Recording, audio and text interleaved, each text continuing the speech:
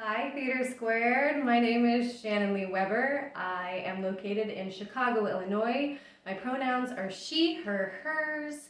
I'm EMC and obsessed with all things murder mystery. Thank you.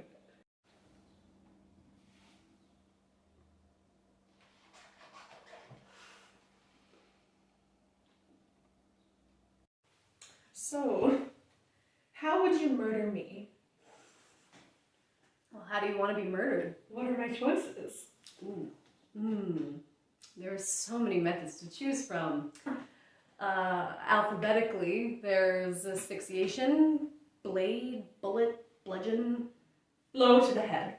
It's kind of the same thing as bludgeon. Oh, sorry. Drowning, electrocution, garroting, hanging, poison, strangling. Isn't strangling the same as garroting? Well, garroting is really a subcategory of strangling. I see. I mean, truth be told, they're both subcategories of asphyxiation. God is in the details. Go on. Shoot, stab, You're up to tea. tickle to death? It's tried. Yeah. And you're immune. Can one be vivisection to death? I suppose if one's alive when you start. You're disturbingly good at this. That's all I've thought about for the past year. Murder. Means, motive, killer, killed.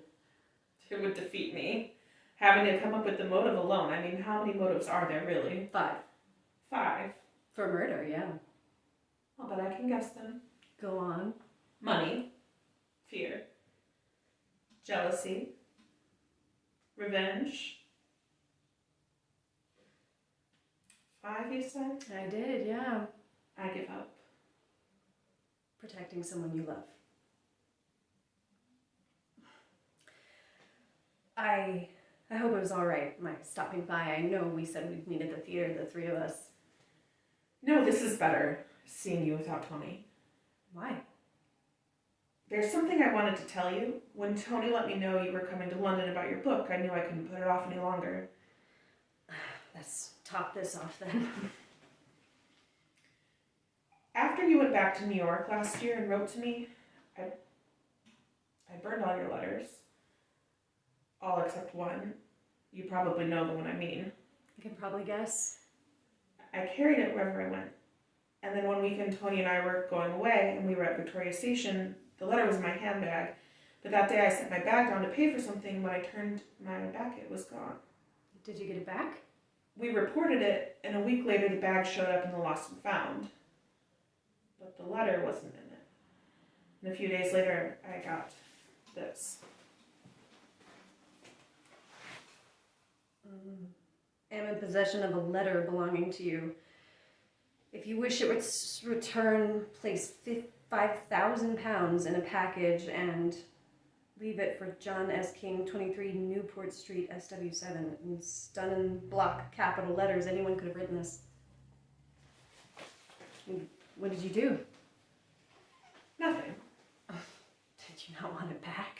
I mean, I hardly think that £5,000 could have meant that much to you. Of course I wanted it back. But I was terrified to make a move, and then I received a second note. If you do not deliver £5,000 to John S. King at 23 Newport Street by this Friday, the letter will be given to your husband. So I took £5,000 out of the bank, put it in a parcel, and left it at 23 Newport Street. It's a little shop people use as a forwarding address. And then? Then I waited for the letter to be returned, but nothing came. After a week I went back. They said a messenger had picked up the parcel. Is this why you told me to stop writing? I imagine any letter you wrote to me being stolen and read. Do you mind if I hang on to this for a bit? If you like. Did you tell Tony? No, and I never will. He said he'd got halfway to Oxford when suddenly he knew that he had to give up writing and take that job at your publishers. He called me the next morning and told me the same thing. PR. I heard he's very good at it. It's his great talent, charming people. Did he tell you why he wanted to give up his writing? He said he wanted to become the husband I deserved. And has he? I think he believes he's tried. And that's enough for you.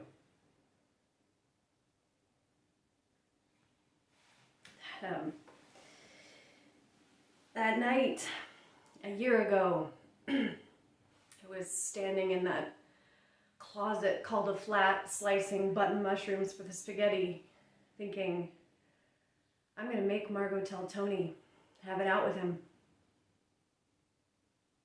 You know it never could have worked. It? We. Us. Because? Because it couldn't. I told you about my aunt. The one that never married and left you everything? She knew me very well. When Tony proposed and I was on the fence about saying yes, she was quite clear about what I should do. So, to please your rich, unmarried, unhappy aunt who was in every way but her predilections boringly conventional and terrified of scandal, you married Tony. The consequence of which is that you are just as unhappy as she is, but for a different reason. At least you got her money when she died. Why didn't you tell me about these blackmail notes when you got them? I don't know. I was confused, and I thought it might have been you. You thought that I sent you these blackmail notes? You were so angry with me and flying back to New York like that. Yeah. Flying back to New York. Writing you every day until you told me to stop. I couldn't stay in London when you told me you decided to give it a go with Tony. Do you know what I've done this past year? I got the cheapest place I could find. A 6th-floor walk-up in Greenwich Village, and I typed. Rather, I smoked and typed. Rather, I smoked and drank a half glass of whiskey and typed. But the whiskey only came at the end of the day. It was my reward for my work. If I wrote 1,000 words, I get a drink, and then I collapse, exhausted, and forget about drinking at all.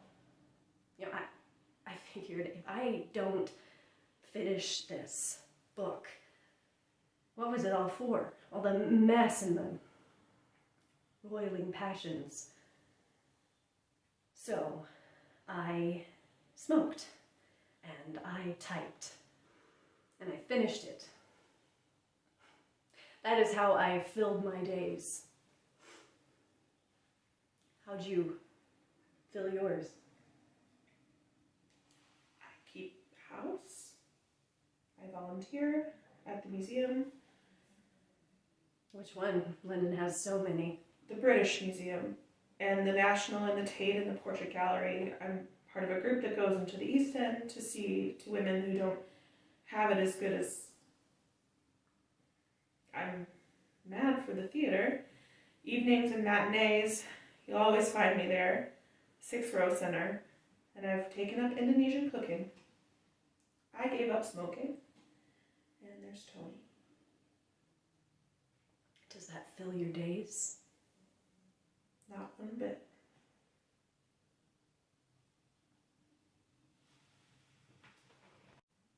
Mark, what in the hell are you doing here? You first. I should think you'd be tired of asking housebreakers what they're doing in your own flat. I ran away.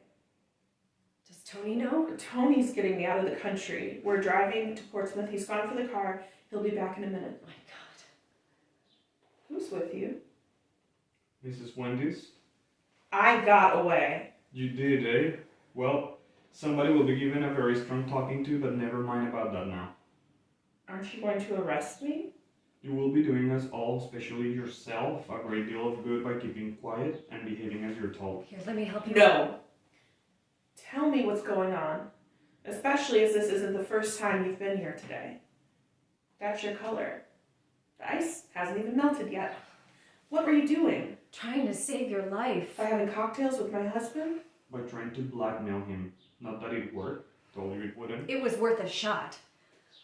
I thought if I could get Tony's fingerprints on the blackmail note, he would pay me to not take it to the police. I mean, it was as good as a confession. But he didn't, and it wasn't a confession. What? Do you? Quiet now.